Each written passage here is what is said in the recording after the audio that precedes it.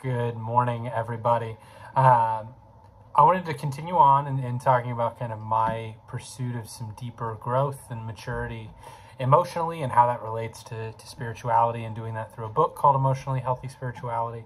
And just pursuing that in all that means and represents and what it looks like. And one of the ideas that I came across in the book is one that we've touched on a lot as we went through Matthew on Sundays. And it is largely this idea that God himself feels, and not just Jesus in his human form, but God the Father throughout Scripture feels in a lot of places. That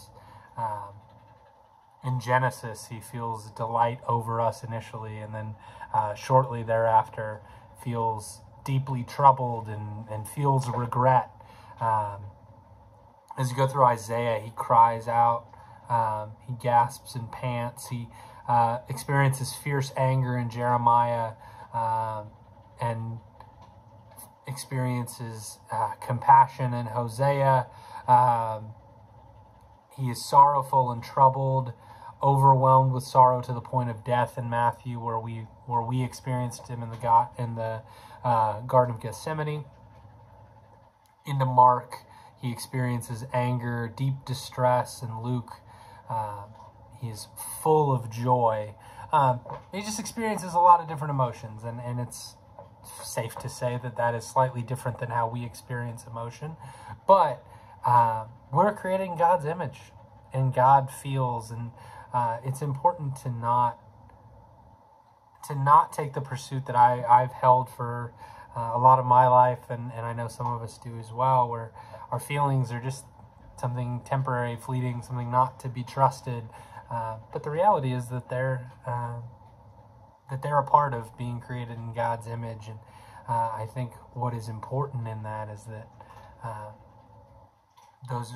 they're important to be acknowledged, they're important to be processed through and dealt with, but they don't always have to be acted on either. You know, it's not a balance the other way of just giving into our emotions all the time. But I just wanted to share that reminder this morning that our emotions are very much a part of being created in God's image, and being reminded that God feels as well, and it's not in a way that is contradictory to his truth and his word, but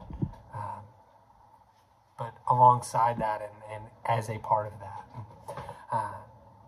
So I just wanted to share that with you this morning, and hopefully you can take a few minutes to reflect on that just like God thinks and we think, God feels and we feel. So it's what we do with that in our pursuit of faithfulness that makes it either faithful or makes it sinful. So hope you have a wonderful morning and a great rest of your week.